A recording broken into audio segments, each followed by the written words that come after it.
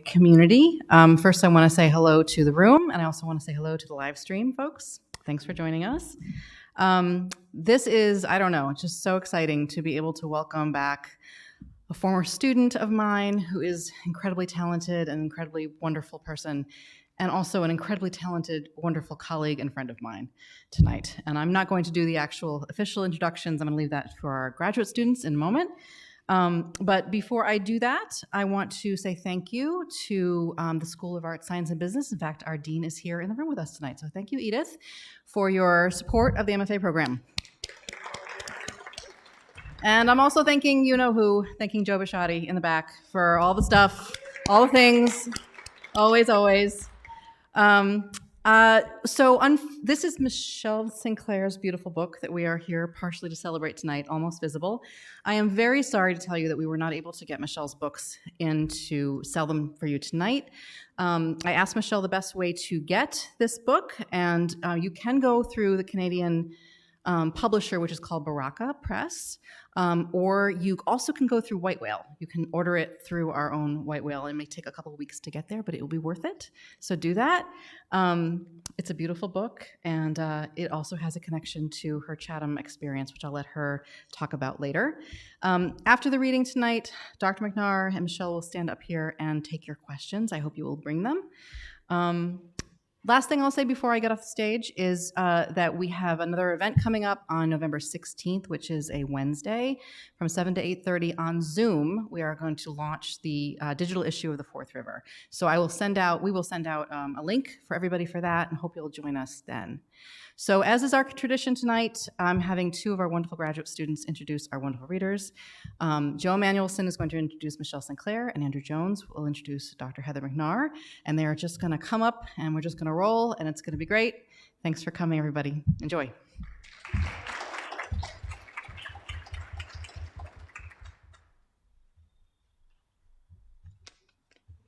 Do not like microphones, and they don't like me either, but this will be fine. Hello. When I Googled Michelle Sinclair, our next speaker, to prepare for this introduction, I was very surprised to see that she had written not just the beautiful novel, Almost Visible, she had also written an impressive 19 romance novels about Highlanders who can't seem to find their shirts. Then I realized I had spelled her name wrong and that I was a completely different author. Michelle, with 2 L's, Sinclair, is, according to her LinkedIn profile, a writer, bookseller, and policy analyst from Ottawa, Ontario, which is in Canada, I'm told. She is a Chatham alum, graduated in 2017, and currently works as senior policy analyst in international labor affairs for the Canadian government. She speaks French and Spanish and has a bachelor's degree in both social work and international development studies and history from McGill University. She has lived and worked in Switzerland, Costa Rica, Bangladesh, France, Ecuador, and Australia, working on policy related to human rights issues. She has also written a flawless debut novel. Here are some of the reviews. Anne Smith said Almost Visible explores the depths of brokenness in the human condition, but also embraces its dreams and hopes. Dominique called it a fabulous, thoughtful novel interlaced with resounding reflections on belonging, connection, and staying true to oneself. Anne, the other Anne, there is an intensity in Michelle Sinclair's writing, depth of insight into each character, each setting, and each moment that draws the reader into the words of her story. I did look for negative reviews just for variety, and I couldn't find any. My review would be embarrassingly unoriginal. Exquisite characters, moving insights, depth of emotion, and an instinct for showing a character's pain through their actions and their surroundings. I can hear Jana's grief through the feverish clicking of her knitting needles. I can see Mr. Hewitt's trauma littered about his derelict apartment. I can feel Tess barely keeping it together in the way she hides empty wine bottles and brushes her teeth so her roommate doesn't worry. They are all beautiful, broken people, and their narratives, intertwining across decades of time and thousands of miles, are irresistible. Before I relinquish the floor, I would like to leave you with a quote which I feel encapsulates the core of this novel. It seems people who understand you the most are the ones most capable of destroying you. Please welcome with me, Michelle Sinclair.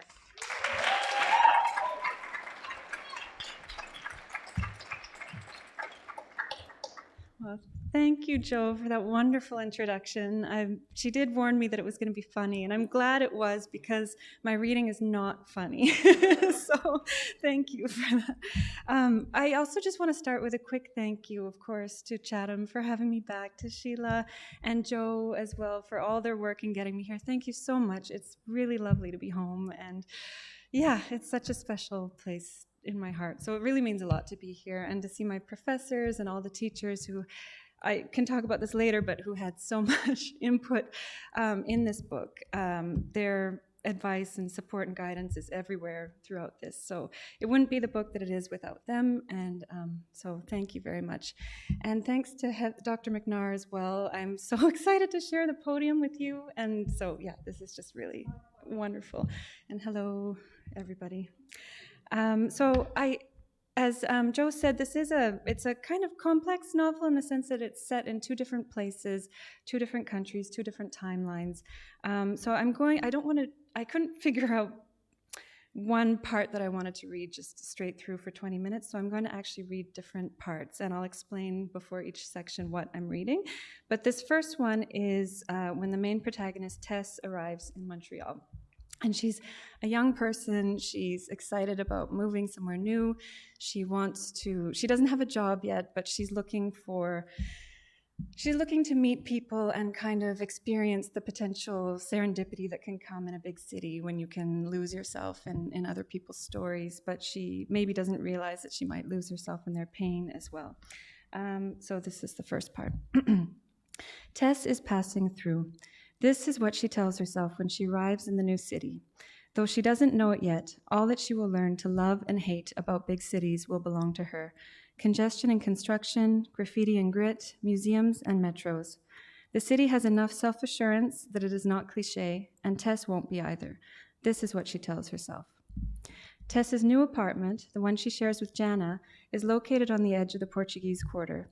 Statues of Jesus and Mary grace the tiny fenced-in grass plots that push up against the sidewalks. Every fence and pole in the city has a bike leaning against it. Kids play in the hidden alleys, running behind the wooden fences and through parks as though they were the first kids in the world to do so. Evidence of history's craftsmanship, the wear and tear of time, careless tenants, huge families, and unforgiving weather, like small acts of love.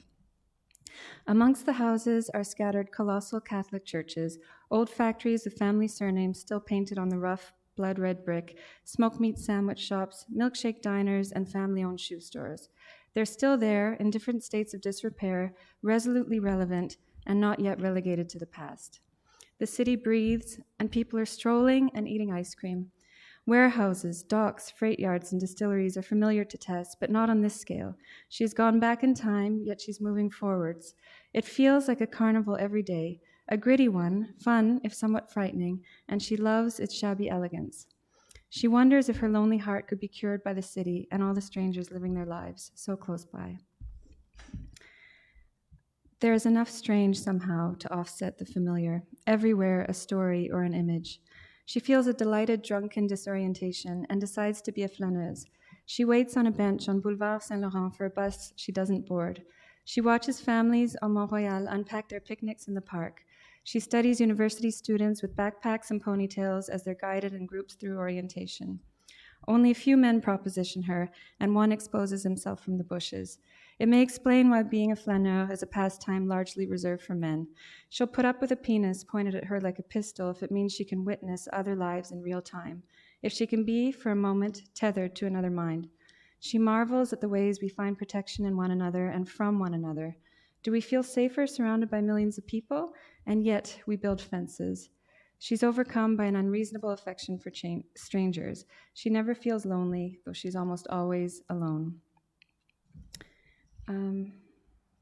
I think that's where I'm ending there. So that's the first part where she moves to Montreal. The next part is where, so she takes on a volunteer job as delivering meals, like a Meals on Wheels delivery service, and she ends up meeting an older man, a gentleman named Mr. Hewitt, who lives in an apartment which is just filled with boxes and seemingly meaningless objects. And she can't quite figure out what's happened to him in his life. And she wants to without him asking her to, she wants to help him, and she decides that she's going to figure him out. So this is a section where she's already in his apartment. An old baby stroller propped up on top of an ironing board like an absurd altar, a shower curtain on the floor, patches of yellow wall like rays of sun through a dark canopy of trees. Then she spots him shuffling slowly around the corner, probably to avoid knocking over the piles of boxes. He steps gingerly like a deer. He holds a delicate teacup. He's a slight man, balding, and he wears a beige knitted sweater and slacks. Tess takes a step back towards the door and knocks again. Bonjour, hello, Mr. Hewitt? What language did he speak? She hopes English will be fine and guesses it will be, especially in this neighborhood, especially with a name like Hewitt. He looks in her direction, his eyes large and limpid. It seems to take him a moment to register that there is a woman standing at his door. His brow furrows. Who are you? Where's the regular guy? He asks, his voice splintered and rough. He wasn't feeling well, so they asked me to fill in, she answers. He seems to acknowledge her by turning his mouth down at the sides, though he says nothing, continuing to shuffle through the detritus in his apartment. Where should I put the food? Tess asks. She takes a few steps, trying not to brush against anything while she looks for spaces to land her feet. She holds up the package, the warmth of it seeping through the bottom of the bag. She's supposed to chat and make sure the client isn't too lonely. She's supposed to make sure he has everything he needs, but she'll put the food down and leave.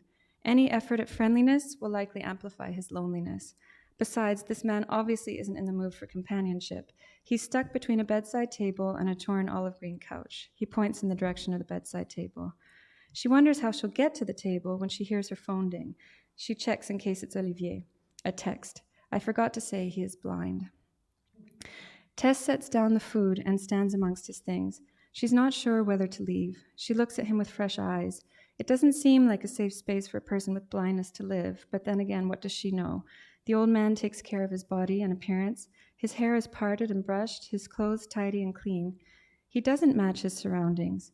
He looks like a man who would frequent a library or university. He seems made for an environment of polished stone, dark wood, and hushed tones. He should be walking through landscapes of murky green light and low gray skies. He should be in a study with wing chairs and pocket watches, globes and maps, ships and bottles, fossils, shells, and driftwood. He does not fit in with the vast emptiness of his accumulated junk. So one of the objects in the apartment ends up being a journal, and Tess doesn't know who's written the journal. She doesn't know what it means, but she takes it and she reads it. And as she's reading it, we read it. And just to set the stage a little bit, the journal is set in an undisclosed South American country in the 1970s during a period of intense political polarization. And the author of the journal is a young man who is torn between his loyalty for his best friend and also the woman that he loves. And his best friend's name is Martin, and the woman that he loves is Barbara.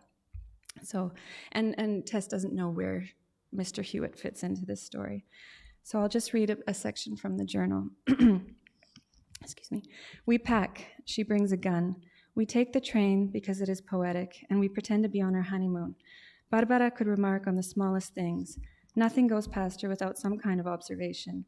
She is aware that she's equipped with insufficient knowledge, and it maddens her. She wants to see how people are living, to see for herself. We stop at restaurants for truckers. They have warm soup and cold beer. The restaurants are decorated with clocks, a calendar from last year, a photo of a football team, a saint. We eat steak and drink wine with soda water. We meet people with Armenian, Hungarian, German, Italian, and Welsh last names, leather jackets, leathery faces. Out the window, we observe the flat roofs of solitary houses. They're made of mud blocks or bricks with clotheslines strung up across a never-ending expanse of a rich blue sky. Pregnant dogs sleep on the side of the road. Chickens hop about.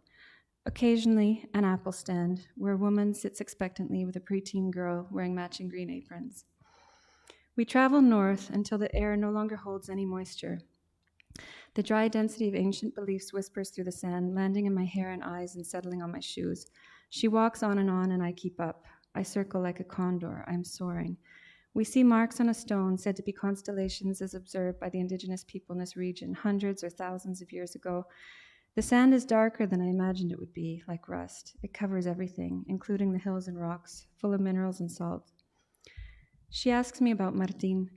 I don't tell her that I'm slightly fearful of the pleasure he takes in causing others pain. He has always been my best friend. What does that mean? The friend you like the most, or the one who knows you the best? His father helped my mother. His father taught me how to be a man. I'm indebted to Martin. I'm cemented to him. Maybe we are one.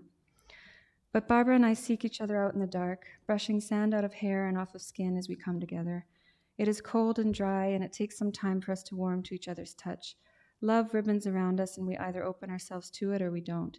It moves through my cells and rolls off my tongue in words like the slanted, windblown trees that rise up to the mountains.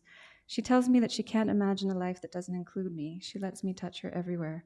I can't get enough when we move together to release the chill in our bones until we've melted like glacial streams, finally warm. And then I'm going to read another section from the journal where things are starting to get a little bit more intense and the author's feeling a little bit more unsure of what he should do. I walk to the hospital. Esteban is just leaving after visiting with Martin, but he pulls me aside, grabs my arm, and tells me to be careful. I don't ask him why I would need to be careful. That is my first mistake. Martin lies in bed with yellow bandages covering his eyes. I sit next to him for a while and just watch. His chest rises and falls. I never realized how relaxing it is to watch someone in a deep sleep. When a nurse enters the room, she tells me she has to change his bandages and that I might not want to watch. She leaves and his breathing changes. He has woken up. He knows I'm here. Andres, you have to hide me, he says. His mouth is slack and moves like a marionette, as though he's a puppet and made of wood. He says he needs help. He says his father is furious about the meeting, the explosion, and the accident. But we didn't force you to come with us. You followed us, I said. He said his father still blames us. He said his father doesn't mess around. He said his father never wants to see him again. He asked me to hide him. I tell Martin to hide at Barbara's house where she lives with the others. I even tell him where he can find it. This is my second mistake. Barbara's place is a half-hour away on foot. The main house is huge and dirty. It looks empty, though I'm not sure whether it is. Through the shrubs on the side of the house, I can see the small window of the shed, like a reflective, unblinking eye. I imagine Juan Pablo standing at the window watching for me. He answers the door, wearing combat boots, and tells me she's gone. I can see the other roommates standing behind him, shooting glances my way. They pace and smoke. He shuts the door in my face. What will he do when Martin arrives? I consider whether I should warn him. This is my third mistake. I walk through the park where I had eaten with Barbara just a few weeks ago when my mind was clear. Despite sunshine, a fog seeps through my thoughts.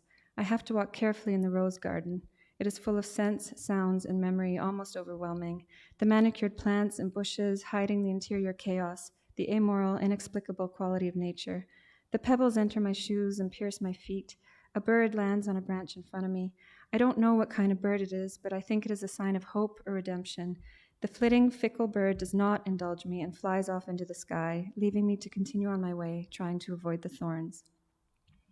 For those living in the enormous city, the darkness relieved them of their daytime responsibilities so that they could give themselves over to the caprices of the night. For many, it brought relief as thoughts turned from work to food, drink, music, and touch. For me, electric lights and human noise were no match for the imposing presence of the dark. It descended on my shoulders like the burden of my culpability. I stood on the boardwalk, looking at the ocean that was turning black and silent. It seemed to be biding its time, as unpredictable as any person, waiting. I would not take the bus anymore and had lost weight as a result.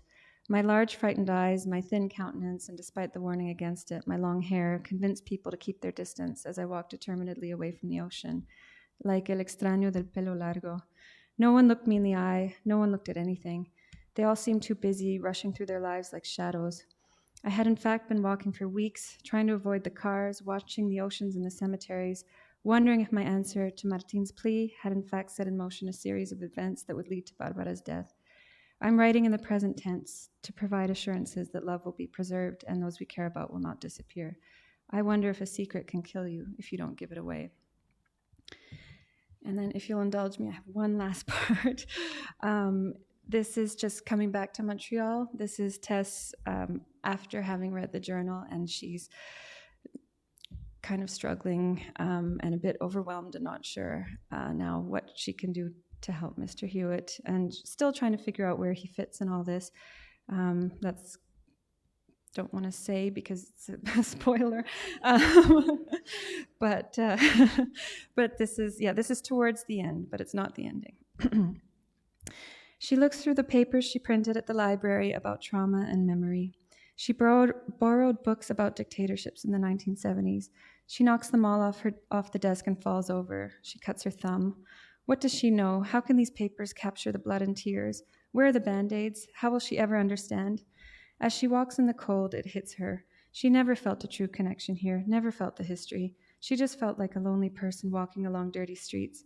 She passes gray people, their resentment piercing through her. The tacky clothes in the window of a dusty store assault her eyes. The crowds and noise ravage her ears. Everyone just trying to make the most of their lives, each one with their unique sad story that she will not change. All these people who look for another, better life are suddenly cast in a new light. They seem like victims of a conspiracy altogether, one that convinces people to keep moving and growing, to rip tender, tentative roots out of the earth. A quiet genocide, the pervasiveness and persistence of supremacy and shame, 1,000 deaths of sacred words lost to the wind. The only way out is conformity. Right and wrong become reversed or simply blurred in the wind and the tears. Olivier may be right. She's meeting him in front of Our Lady of the Harbor, Notre Dame de Bon Secours Chapel. She approaches the St. Lawrence. The river is a blade. No sun, no honey. The poetry, even in its contradictions, seems a pretense. No star of the sea, no meaning. She walks up to Olivier. His tongue is arrogantly searching her mouth. She pushes him away. She sits on the bench surrounded by potted flowers, and Olivier stands nearby. He's talking, but she can't hear him. She's focused on a pile of trash spilling out of a garbage can nearby, a Tim Hortons coffee cup, a carton of food with some leftovers inside, a plastic knife, a baby diaper. Next to her feet, a pile of dog shit and cigarette butts. She rocks back and forth. She's crying. The clock tower ticks away, reminding her that change is the only constant, though she knows time is one of those human fantasies that is both real and not. What does it mean to be a witness? So that's...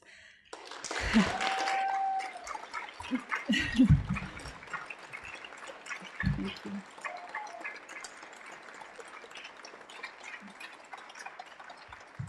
I just forgot to say thank you to everyone for coming. It really means a lot. Thank you.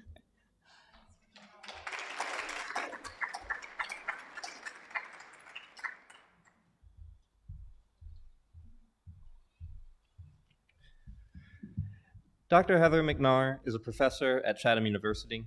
She is the author of System of Hideouts and Second Order Desire and 2 poetry chapbooks, Panic and Joy and Double Life.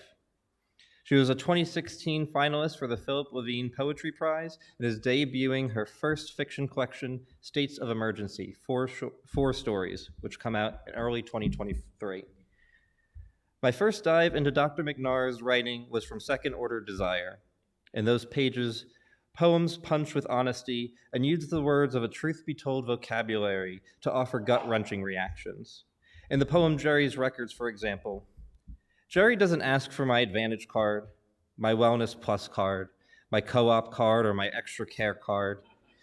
He won't ask if I'd like to donate my bag refund to pit bulls who are just misunderstood.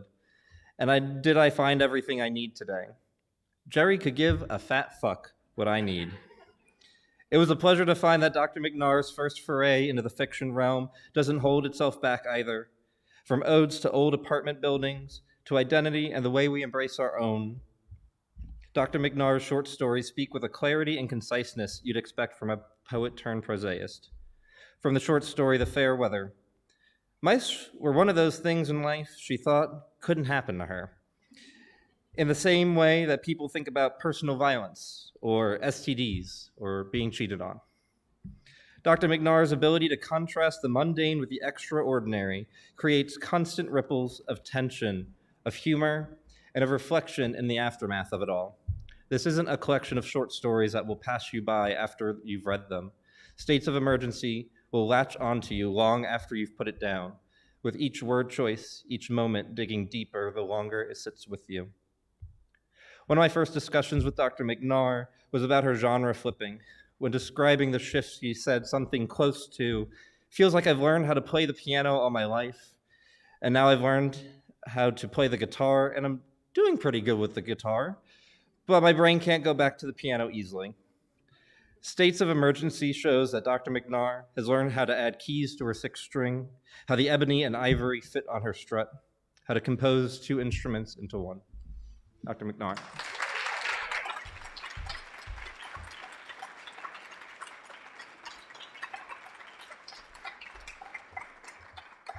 Thanks, Andrew. You're such a class act. I really appreciate it.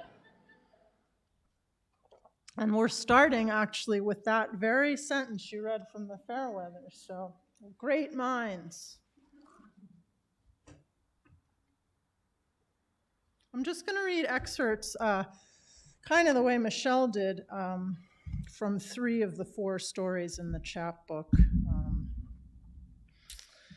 And I'll alert you to the shift. Thanks for, this is just the highlight of my year, man. This is awesome. Thanks, Michelle, for coming down, and everyone for coming out. This is really, really nice. So this is from the Fairweather, ode to an old apartment building. But mice. Some of you have heard this in previous iterations and also have heard me complain about this problem. Mice she could not abide. Mice were one of those things in life she thought couldn't happen to her. Like the way some people think about personal violence or STDs or being cheated on. She thought that surely a building her discerning Aunt Muriel had chosen, a big, bluff brick building that dominated a corner that itself dominated the neighborhood, with its mature plane trees and sturdy blue mailbox, not simply a building, but an aesthetic history of which its owners and management should be guardians. Surely there could be no mice in such a place. Psych. Also, because if God knew one thing about her after 45 years of basically having her back, he knew she could not abide mice. One evening, saying her prayers, kneeling beside her bed, which was on the floor because that's where she preferred it, she noticed tiny speckles of dirt, as if someone had shaken a mouse's pocketful of Miracle-Gro onto her sheet, her bottom sheet, the one against which her skin would soon rest. She picked up one of the tiny black nuggets, examined it, and threw it on the hardwood floor, where in the hallowed, high-ceilinged cathedral of her apartment, it tinked. She looked up at the ceiling.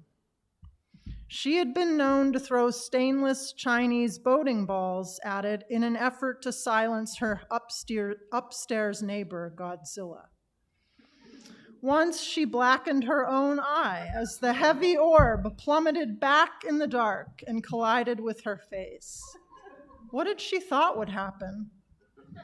Now, kneeling beside her bed, she peered up at her ceiling. Her kitchen ceiling was coming loose. Why not her bedroom ceiling? But she saw no evidence. So, barehanded, she swept the rest of the mysterious pellets off her sheet and onto the floor. She settled in under her big, glorious duvet and felt abundantly sleepy, the abundance of her day, her life, lulling her into delicious somnolence, the kind of night's sleep she got approximately twice a year. It was about a week later when, as she grabbed the new 4-pack of toilet paper from its place on the floor, she liked her things on the floor. It doesn't matter why. It was her aesthetic preference. And it was ruined irreparably in the next second and a half when she noticed a rhombus of little rips in the plastic packaging. Little Edward Gorey claw marks. She didn't have to look from where she'd grabbed the package, which bordered Luca's kitchen. Instantly, she understood what was happening. Had been happening all around her for who knows how long. Better philosophers than she will have to take up the case of how on earth she knew from some scratches on her toilet paper and not from actual mouse shit in her bed that she had mice. I'm watching that Dahmer series, the Jeffrey Dahmer series, and like everybody, it's just everyone's like so close, but everyone's pretending they don't know. It's like that. That's what that was like. Just like that. Just like with Jeffrey Dahmer. Okay, this is from the first story in the collection called Top Surgery. I'm going to just assume people know what that is. And it's one of the surgeries where when you have it, some people need drains afterwards, and then you get the drains removed. Let's see, I'm just looking around to see. Okay. The morning came for Blake, Valerie's heroic ex, to remove the drains from Valerie's body. Blake arrived at Valerie's apartment, having looked online that morning at how to remove them. She did not let on until afterward how much more involved it was than the medical staff had led them to believe.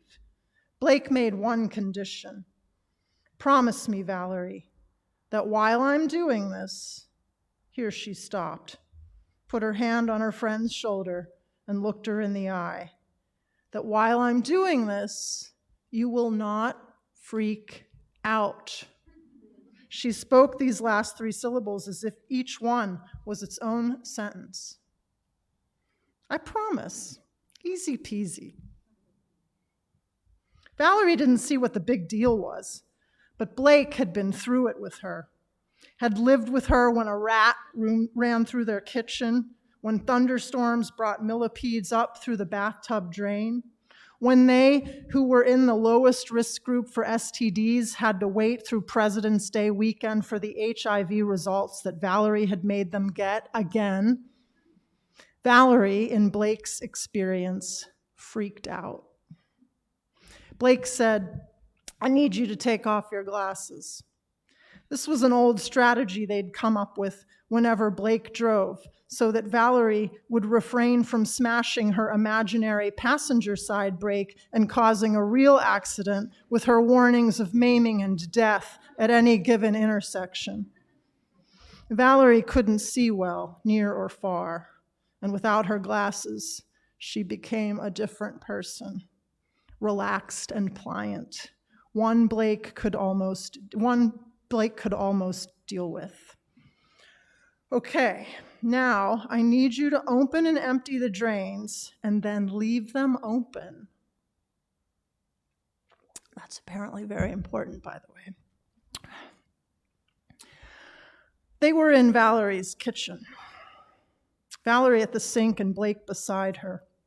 On the counter in front of Blake on a towel were scissors, iodine, some gauze.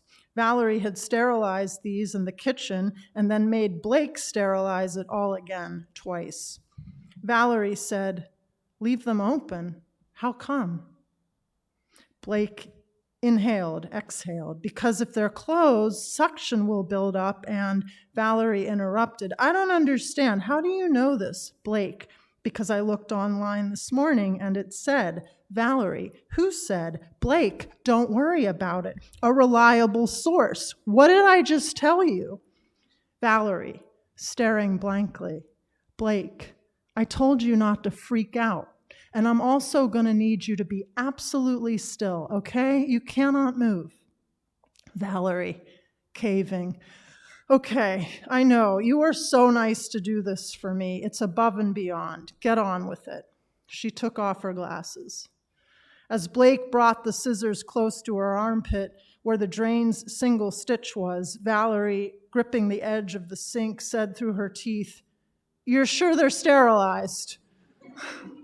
Blake put down the scissors and placed her own hands on the counter. She looked up at the ceiling and said as calmly as she could, "Oh my God, please, you have to trust me. I can't do this otherwise." Valerie began to cry. She hadn't cried through the whole ordeal, not even during her 24 hours of post-anesthesia vomiting in a strange hotel room. Now it seemed, when the universe required from her fortitude and pluck, she was having a full-on panic attack. Blake took this opportunity to return to her ex's armpit with the thrice sterilized scissors. She wasn't being callous, just practical.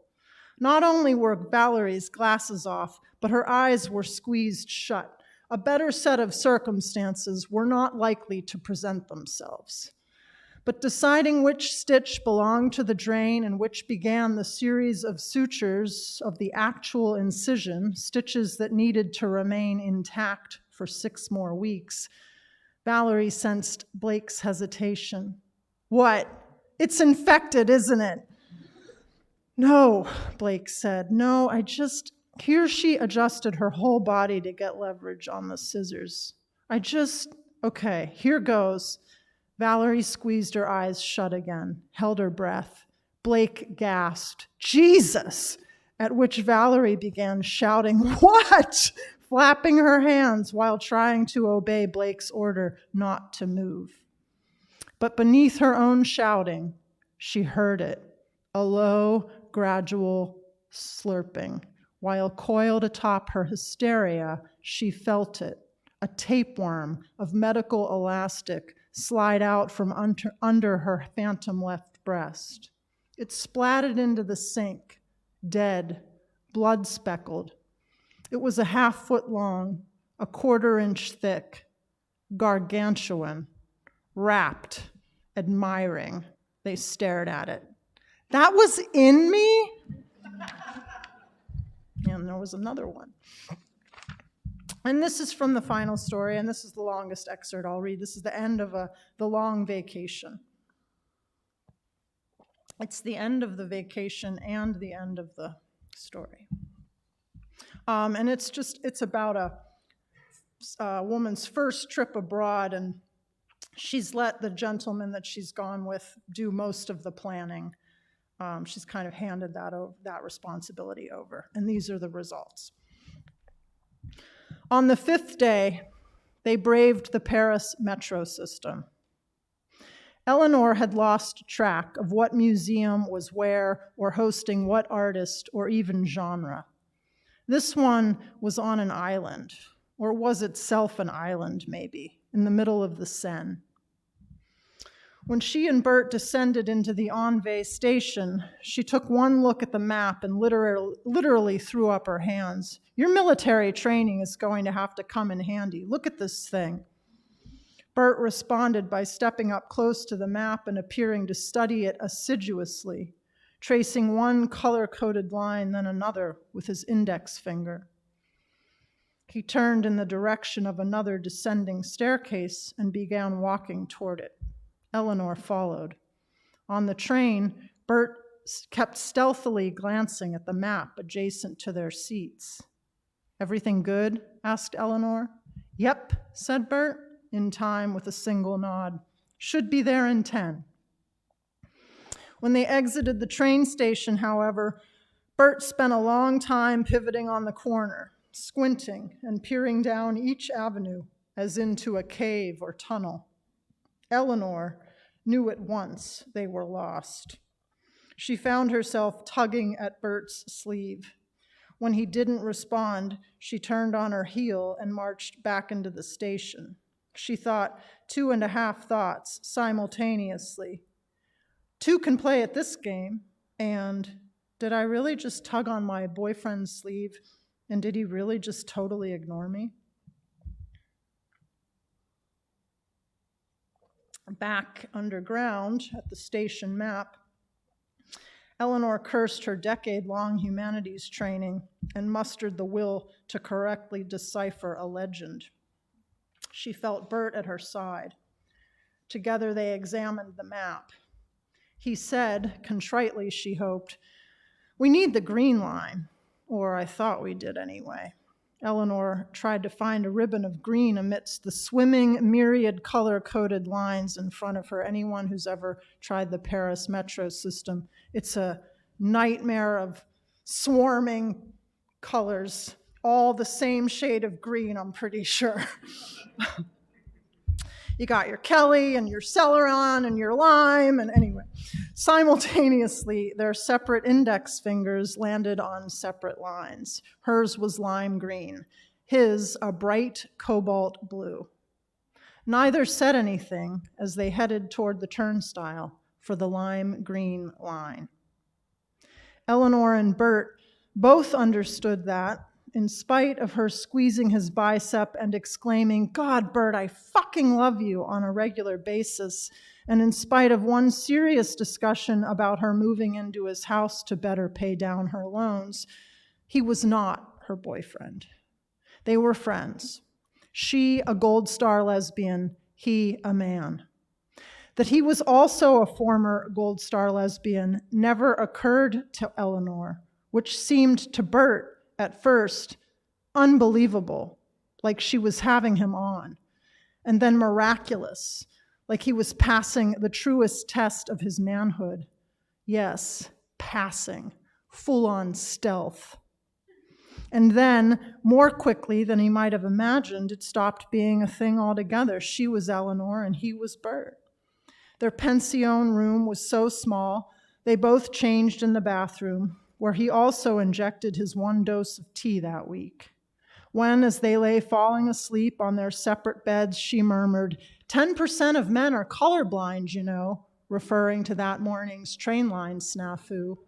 He was at once disappointed and elated. Eleanor never made it back by herself to the Crêpière in Saint-Germain, because she couldn't figure out how to tell Bert she needed an afternoon on her own. The ridiculousness of this plundered their friendship and, more irreparably, Eleanor's sense of herself.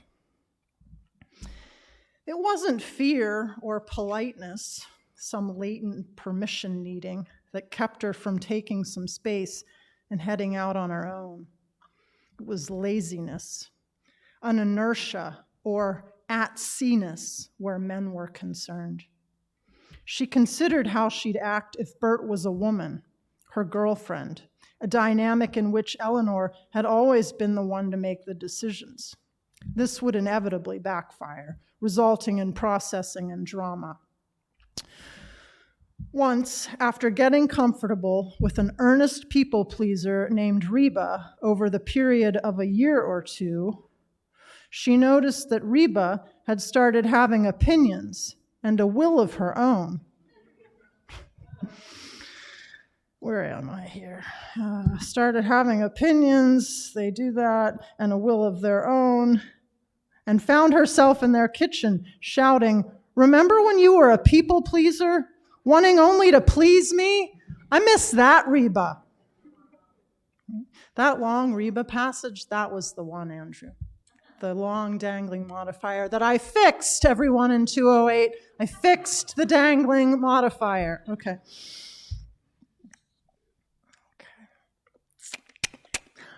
Eleanor was certain that telling a man, particularly a proud loner like Bert, that she was heading out on her own for an afternoon would result in precisely zero drama. Eleanor could do as she pleased with hardly a ripple. This concept was so alien as to paralyze her. On the last day, they wandered around what had become their little neighborhood, if only because it was the place in which they woke each morning and slept each night, and, crucially, where they drank each day's first Americanos. As she sat with Bert, drinking her coffee, she pulled out 2 remaining postcards, one for her mom, the other of the unicorn tapestry for her grandmother. She said, "We studied these, you know, in school.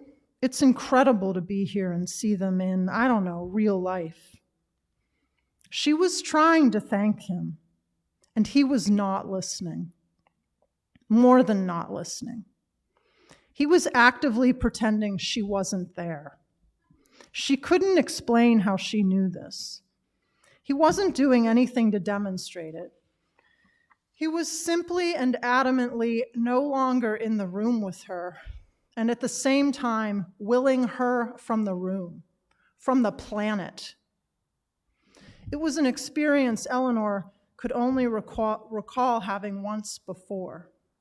At her brother's wedding the previous summer, she'd changed her seating arrangement so that she could sit next to family friends she rarely got to see.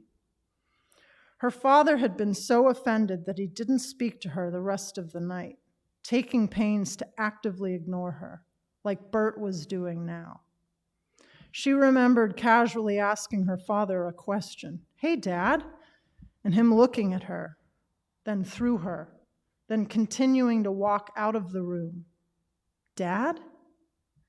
In that moment, she understood she had transgressed some sacred heteronormative rite, a wedding for which her father felt responsible and therefore extremely stressed out, so that his coping strategy was to storm around the suite in his tux, looking for his phone charger, powerfully ignoring her, his only daughter. It was flooring. It had floored Eleanor.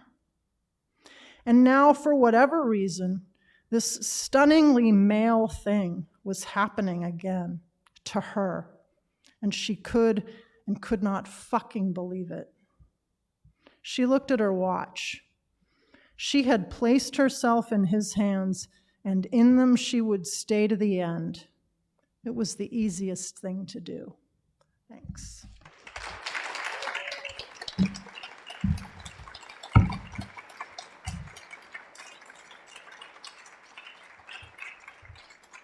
Are we going to sit up here and talk? Yeah, do it. So Dr. Mandar and Michelle are happy to take questions about their work. Oh, we're standing. Great. It's my best look.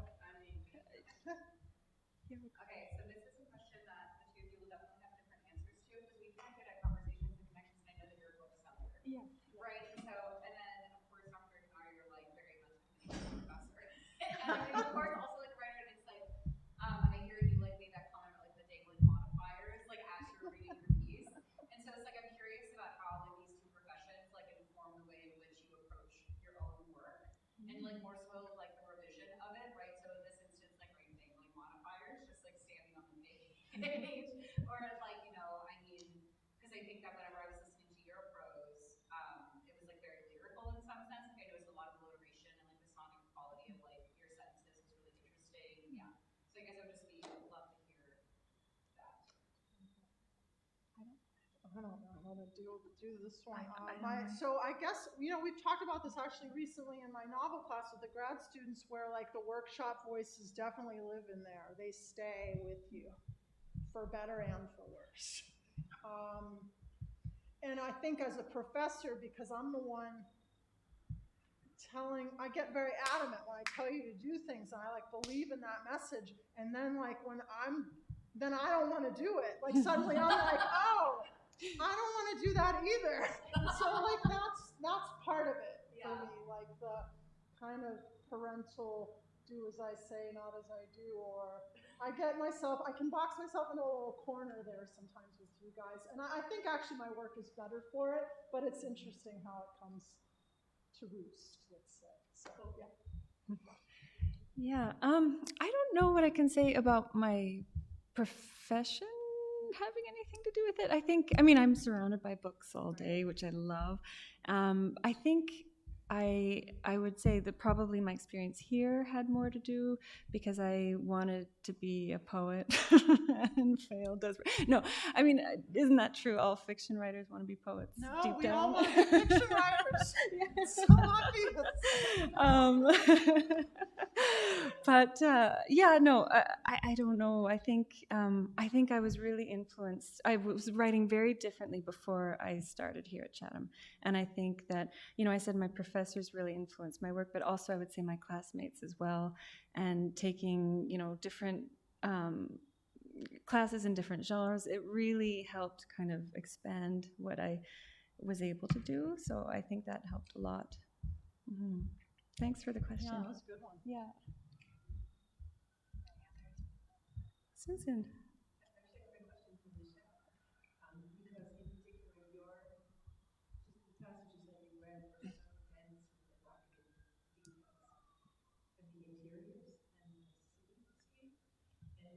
was just thinking, how did you think about assembling the settings? Like, how did you think about like, oh, that's enough, that's too much, that's just the effect. I think I'm not the other people have evidence for the, you know, just range of so visceral the settings. And it's something how you think about constructing those, you know, settings. Do I need to repeat the question? Can people hear? Or it was just about settings and how they're constructed in case. Thanks, Susan. Thanks for that. Yeah, that's a tough one. I actually purposely read sections with a lot of setting and not a lot of dialogue because I didn't want to have to read out in different voices. So that was a deliberate choice. Yeah, it's tough to know. I think you really, part of it is thinking almost like a screenwriter. How would you describe the setting? And I think sometimes you can do that. You can imagine yourself walking down the street and just think about what you see. And I mean, you learn. I mean, we learn in our craft workshops to really pick out the details that are different or that are most evocative. But it is hard to know how much. I think that's a really good question. I don't know that there's an answer. It's just asking people, asking your readers and leaving it for a while and then going back to it and rereading it again, trying to read it with fresh eyes. I don't know, do you have an answer, Dr. McNaugher? No, I had a question along the same lines for you about time. I was wondering if that setting it in different times was the most daunting part, or if that was just like you were able to take that part for granted. That seems to me very hard. Yeah, I mean, it was hard because the 1970s is a time that I didn't spend a whole lot of time in, a few months. So that was hard, but no, I don't think that was the hardest part, though. Interesting. If the hardest part was actually probably, so a lot of the scenes in South America were actually written very early on. I took 10 years to write this book, by the way. So those scenes were written very early on. The harder part was writing Montreal, actually, and writing Tess, because I think she's closer to home, and that was, it took a little bit more work and kind of trying to find an honest voice and working in a memoir, in Laurie Jaquila's memoir class. That helped a lot to try to figure out how to bring it closer to me and what my experience is and what I wanted to say. But yeah, thanks. That was a good question. Yeah. Too. What percentage of your novel is finished you left Chatham? And how you were processing that, or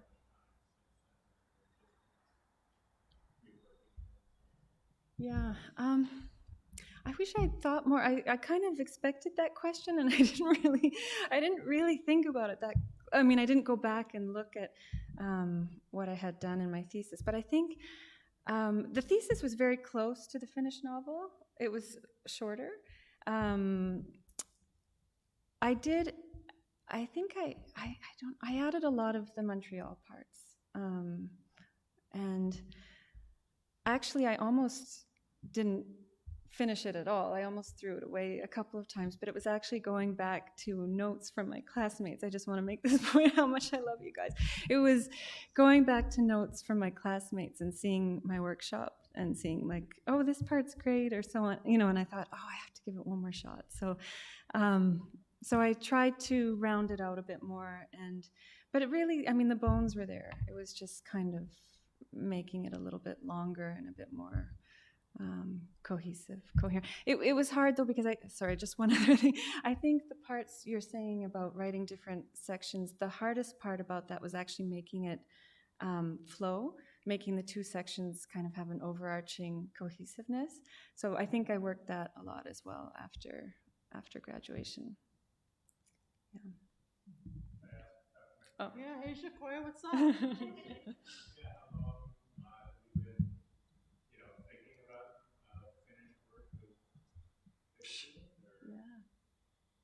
I don't know, these were years in the making. I have to say that the pandemic did help. Like I did focus my writing in the early parts. I really just started going really long. But I taught, I guess it was fall thesis seminar, fall of 2020.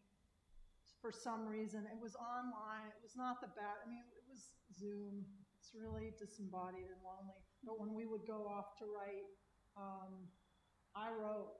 I took that time, and it was a Thursday night, and you'd be all alone on your screen. This is the real heartbreak of Zoom, right? When everyone goes away and you're just left there. And man, I would just like write those nights away.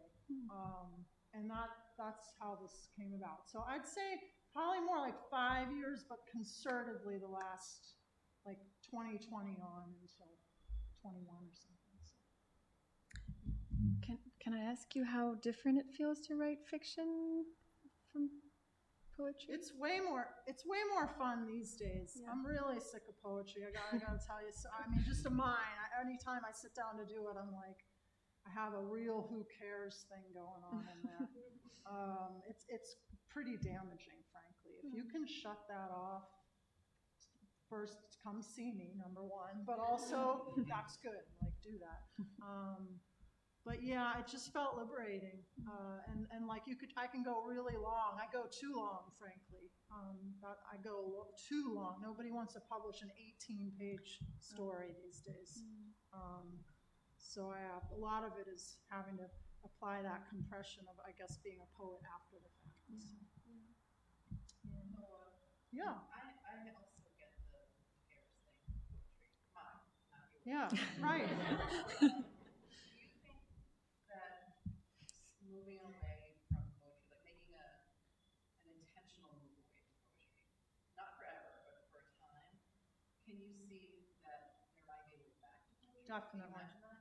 I think my best poems, like the poems I don't even know are in me, they're out there waiting. I know they are. I guess I maybe have to believe that, but I think I do believe that. The kind that like you like put on the wall and you're like listening to techno and like waiting on the wall. My best poems are like ahead of me. Yeah. Busted. That's the answer. Techno. Yeah. Yes.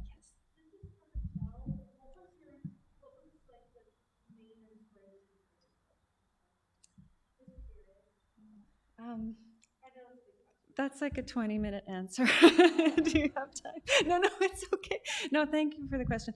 The main inspiration. So I think, like many, as Joe said, I studied international development and history, and I was really lucky to have an internship at a human rights organization in Central America, and there I met people from all across South and Central America, and they were doing human rights work, but for me, I was coming with a very sort of academic and hypothetical perspective of human rights, and suddenly I was meeting people with all these personal stories of what they'd been through, and it really, I don't know, I felt really sort of, okay, what do I do with what I was very touched by their stories, but then after that, I also studied social work to gain some more skills, and there as well, I was confronted with, again, very, very personal stories, and I had a responsibility to kind of work with these, and it was really difficult for me. I think this is where Tess's character was born, because I was thinking about, what do you do if you don't really have good boundaries, or you can't, you're a caregiver, but you can't stop thinking about people, and you can't, and what does that mean? What does empathy mean? Is it, especially, are you really helping, or is it more self-serving? Is it self-destructive? What is... So those were questions that I started with, and then I wanted to explore that through the characters. And okay, that's good. Thank you. And and I think that was it. Thanks for the question. Any other? Yeah, I didn't. I forgot all about that. Your background is so intriguing, and I just love that. That's so cool. Thanks. Your day job sounds really very cool. Oh, thank you. Well, now, as I said, I work in a bookstore now. I actually stopped working at the government. That's I took also a very cool. break. Yeah, no, it is cool. It's, changing, keep changing. Yeah. So, yeah. But I wanted to try to focus a bit more on writing, and I have 3 children, too, so they take up a lot of time. Yeah. Oh. Oh, Derek's been waiting forever. You're Oh. so patient. Hi, Derek. Well, okay, so as a nonfiction writer, often borrows elements of fiction or like craft elements of fiction. I'm curious for you. I think you had mentioned a memoir class being helpful in this project. So, yeah, did you find that parts of your own life were very helpful in informing this book? And then I'm curious, particularly Pittsburgh, if you're trying to Pittsburgh, did this at all help inform any research? Oh, absolutely. I mean, I don't think there's anything specific about Pittsburgh in the book, unfortunately, because I wanted to set it in Canada. But yeah, I mean, I was hugely influenced by my time here. I can't, overstate how much Chatham helped. But I think when I came into the program, as I say, I had a different idea about what I wanted to write. I wanted to write some big, epic political novel, like 100 Years of Solitude or something. Don't we all? And and then, and I saw myself as very removed from whatever story I was planning to tell. And I think in memoir, I really learned that wouldn't be. It wouldn't come across as authentic then. It wouldn't be genuine. So I think that really helped me to discover a voice that hopefully is a bit more authentic. Yeah, I think just taking different classes, as many different classes as one can, it can really expand your ideas of what you're able to do. Even, a graphic novel class, I was like, oh, I can actually kind of draw. Not that you want to see it, but it was fun. It's interesting to see what you're capable of.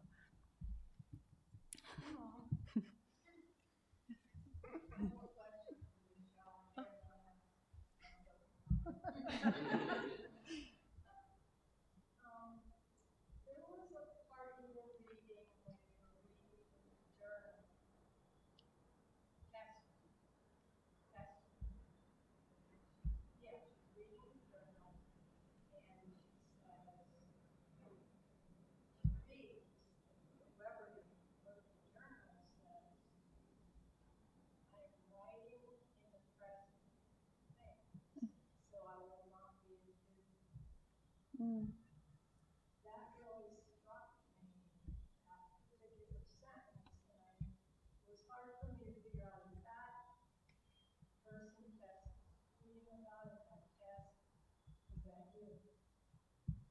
Oh. So that was the author of the journal. And so, yeah,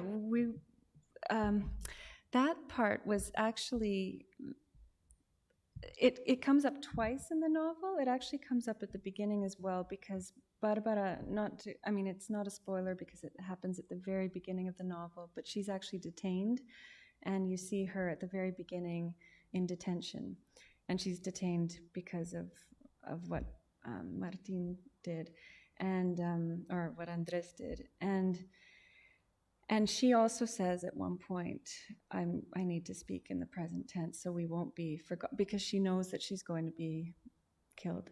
And so I think, and that was something I read, that many people who were disappeared said, we have to talk about ourselves, we have to remember our names, we have to speak about ourselves in the present tense so that we won't be forgotten. So that was something. Thank you for picking up on that. Yeah. Policy.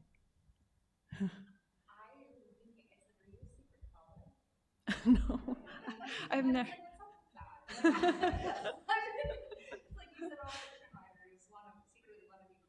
I heard someone say that once. I don't. Yeah. No, it's poets or lazy novelists. That's the quote, and that is true. So you clearly dabble, multi-genrely, with your experience in the program and so on and so forth. So I guess, you talk a bit about how on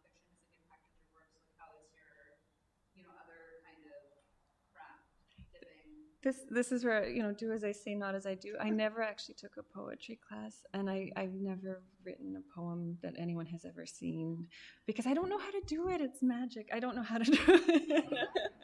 So that's something I do wish if I could go back that I would have taken one class, maybe, but but That, have you explored nonfiction anymore past that memoir class? no, I haven't actually. I haven't. No, but I did really enjoy our class together. Another question. So I feel like I'm making the alma and alma thing that I'm not in the MFA program. Okay. I'm actually in the sustainability program. Oh, neat. Like, I've also dabbled in some writing. I actually take a creative writing class at a different university, at a community college, because I think usually when they're all poetry writing. Oh, yeah. So it's a little like bit of a barrier in creative writing when there's not directly in that program. So I guess like how do I get like involved with stuff in the MFA? Like especially with like dabbled in something. Mm-hmm. It's a bit of a barrier to entry. Yeah, that might be a better question for Dr. McNaugher. Yeah, no, I can hear you. I would say that at the BFA level, you probably could, if you talk to the professor who's teaching, you could probably get into one of those classes. So you might try that. Yeah, it might be a little late for me. I'm already a senior.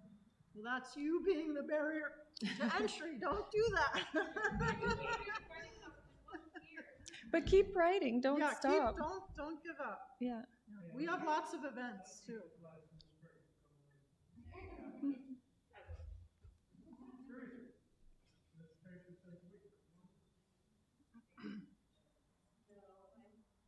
Unfortunately, I have other classes.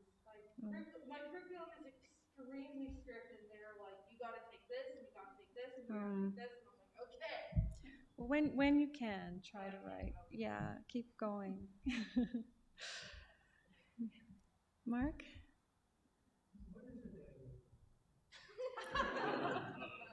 Damn you. It's when you start usually a too long sentence, often starting with a prepositional phrase, and the verbs stack up, usually an ing, like reading and writing, comma, and then after the comma, what should follow is the subject of the sentence that agrees with those verbs, but it almost never does. We all do it. It's the most common mistake I see. It's usually a convoluted sentence, but it's about subject-verb agreement. The subject, isn't modifying that. The subject isn't modifying the verbs that it's meant to. Like walking up the steps, my foot tripped, right? That's not what happened. You were walking up the steps. That needs to come after the comma, not my foot. My foot was not walking up the steps. So we do a lot. I have a follow-up question. Like, how is this like reckoned with like dialect? I guess, especially like Pittsburghese is like a really interesting dialect. Well, Pittsburghese is mortifying, and I'm very guilty of it. We were just talking about this on the way over. It doesn't seem to matter how many degrees I collect. Every once in a while, I slip in. But no, they're different. Everyone can do a dangling modifier, whether you're from Pittsburgh or not. Equal opportunity grammatical error. Yeah. Yeah. So I know in your classes you were always a proponent of, or you encouraged to look at your reading like the sense level, and I think as writers too really focus on the sense level. And it was really cool to hear your prose because I could see that in your Oh, thank you. And I'm wondering, how many drafts you go through to kind of refine, like I guess at what point in the draft are you looking at the sentence level, and then how many drafts do you feel like you're going through before you get into? I think somebody picked up on that sonic quality pretty Thank you. clicky, or what is that experience for you? Honestly, Derek, I was reading this for this reading and rewriting it. And it's at the printers. Like, it's over. The manuscript is done. And then I tell you guys this. too. Like, but I was rewriting it. I could rewrite that entire thing at this point. If I wait long enough, it's always changing. I don't know if that's improving it or not. I would say definitely 4 or 5 drafts. I like reading aloud a lot, but it probably would behoove me to hear someone else read it to me the way I have you guys do sometimes. I think that actually would be a really useful tool for me. So, thank you.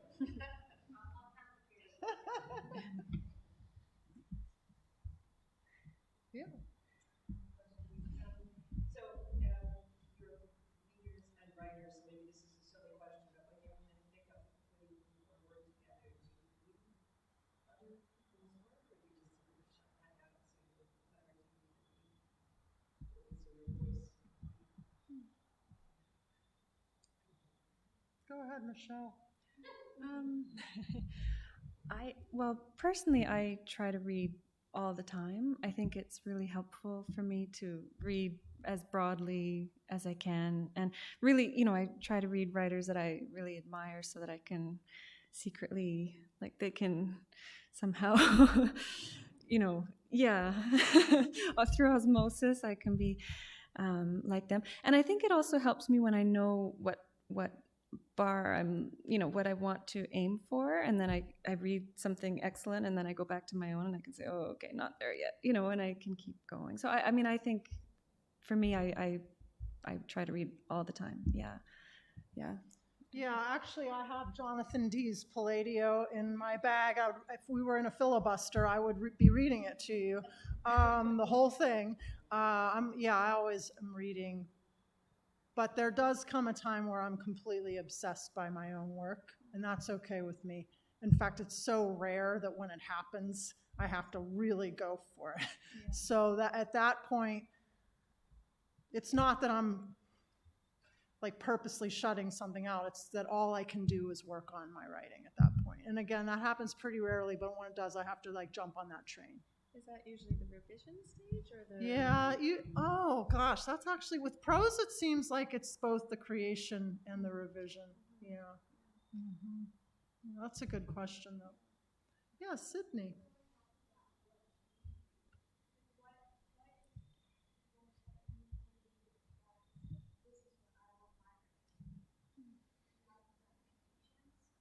Oh. How much time do you got? Yeah, you guys in 208 will probably get a long list from me. Actually, same with the novel class. Get a long list from me at the end of the semester. I like contemporary fiction. I like Philip Hensher. He's a Brit. Jonathan Dee's a big hero of mine right now. I can read those guys twice a year. Like, they're big, chunky novels, like over and over again. So for me right now, that's who I'm reading a lot of. I'm reading a lot of, because I'm trying to understand as well what's happening in Canada with the literary scene, and reading a lot of CanLit. But I think I recently read a novel by a French writer called Freshwater for Flowers, and I don't know if anyone's read that, but that blew me away. It was gorgeous. So I don't know. That's one recommendation. But yeah, I could give you more if you want. Yeah. Any other?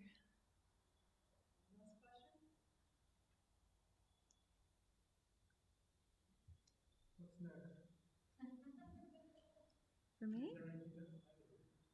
Nothing. No, that's it. I'm done. Yeah.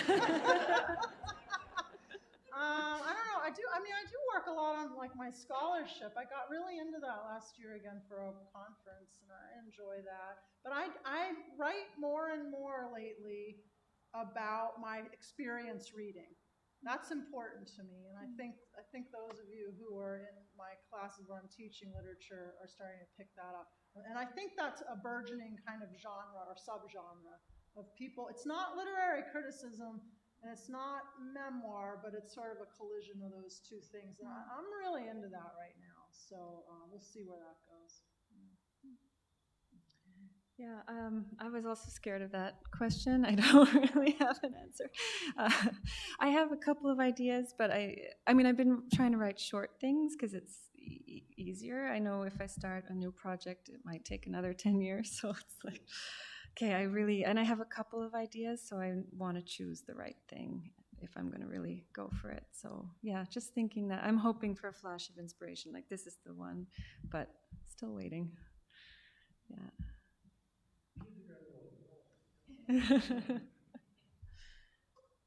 This was fun. Yeah, it was fun.